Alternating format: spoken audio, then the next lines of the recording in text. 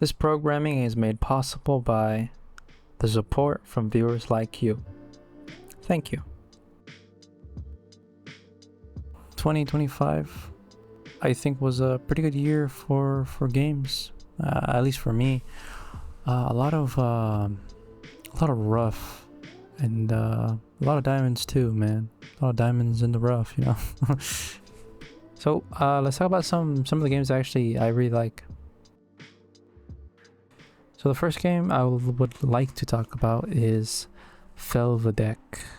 It's a simple JRPG set in the 15th century about a alcoholic knight named Pavel, or Pavel, and his studious friend Mate. I think I said it Mahit. I think that's how I read it when I was playing the game. I didn't I didn't read it right, and I was like, fuck it, whatever. You know, I think it has a really cool art style. I think it's beautiful. It reminds me a lot like comic books, I think. And there's also this book that one of my viewers commented on, and he said it reminded him of Vernus, which I went out and bought the book, and I really like it. And that's another reason why I like this game, because I played this game, it led me to that. And I like Vernus. That's a cool book. It also has a really cool soundtrack. I think all the songs in there are really interesting, and they synergize really well with the art style. You know, you can have these really cool, calm, peaceful motifs, and then it can transform into this intense horror, like straight out of Berserk. And the story is really good. I think it has a really strong story.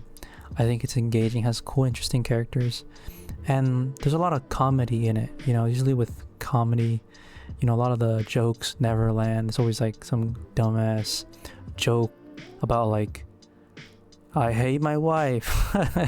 But the jokes are really good. I think it's just comedic, kind of like the Holy Grail almost, like Mighty Python.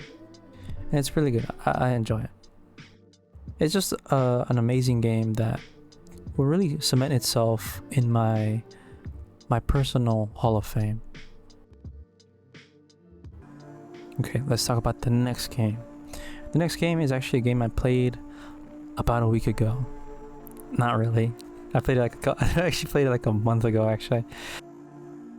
It's called Routine. It literally came out a month ago.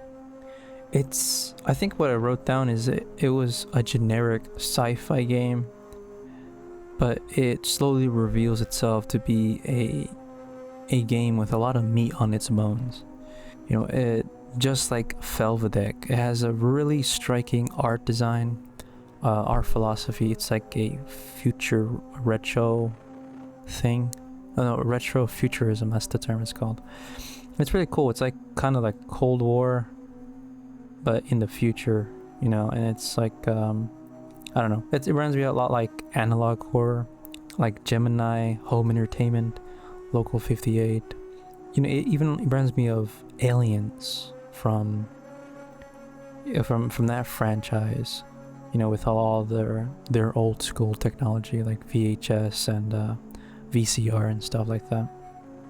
You know, and speaking of Aliens, in the later half of the game, which I would argue is the better half of the game, there's this like humanoid demon man, like it's just a naked white guy basically, and he basically roams around this little like living quarters basically, and it's like that's the whole map, and that's where I gotta do like a lot of puzzles, and I gotta like find some notes and stuff, and he's just in that zone. And it reminds me so much of the alien from Alien Isolation and the beast from Amnesia the Bunker, you know, where it's just one creature in the same time, real time, in the same map. You know, there is no like loading screens, nothing. It's just this one big little area, and I think that's like the highlight of the game, and that's what really makes the game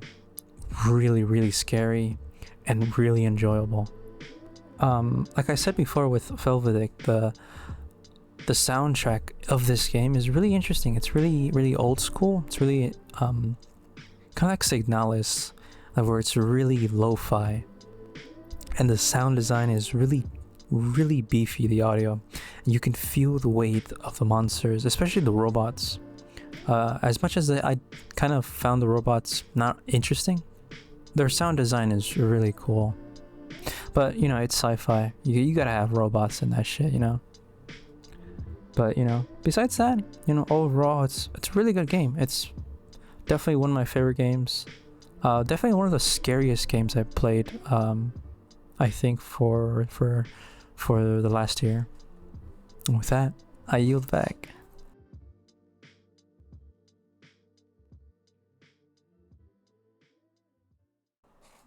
Okay, now the next one is actually more or less a honorable mention.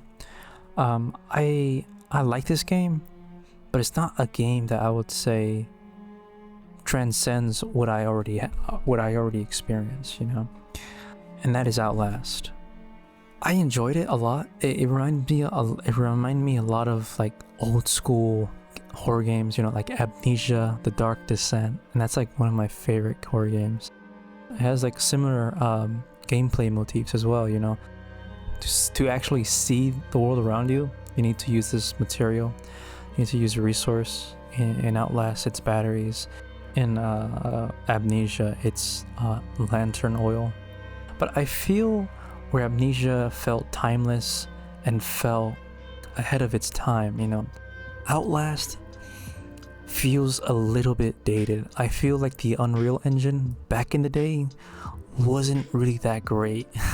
And there are certain parts of the game where I really felt like I was playing a really old ass game. Besides that, you know, I still think Outlast is an awesome horror franchise, especially because it's so fucking, there's so much fucking gore in that game, dude. There's so much violence, and you know, and there's just one scene that really just fucking stuck with me, and it was in the Whistleblower DLC. I censored the hell out of that scene, but it was basically a dude that was like pregnant, giving birth to like another guy, and it was like the imagery is just so fucking horrid, dude. It genuinely made me like disgusted, and I don't get disgusted really easy.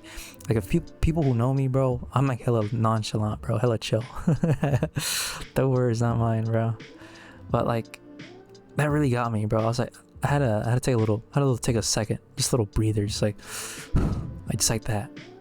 But yeah, I love Trials, and I'll never say that Outlast is a bad game, because it's not a bad game. It's a good game, but I just played games that just do what it does, you know.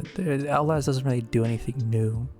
If I was gonna recommend an Outlast game right now, it would be Trials, because it has everything Outlast has, but it's just better.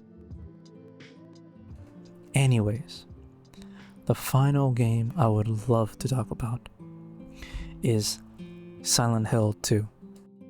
I never played the original, but I always wanted to play a Silent Hill game. You know, I'm a big fan of horror, and Silent Hill is like basically the GOAT. You know, it's like Resident Evil, and I loved it, man. I loved every part of it. I love James Sunderland. I love his character, and I really enjoy how Luke Roberts, the actor, really portrays him. He gives off so much depth and subtlety to the character. It makes you like really bond with his story.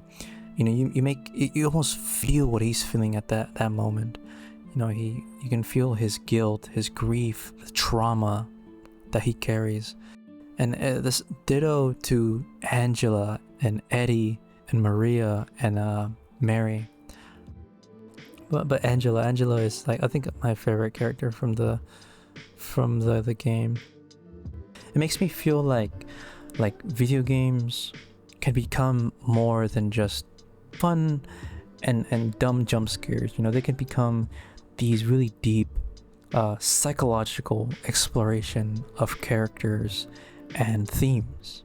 And you know, Silent Hill 2 is just an awesome game.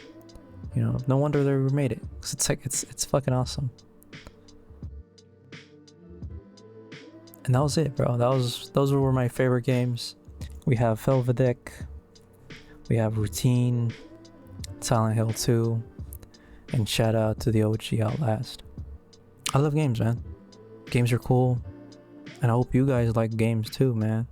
Cause I'm excited to play some newer ones. I wanna see what's up, man. I wanna see what this year cooks up, bro.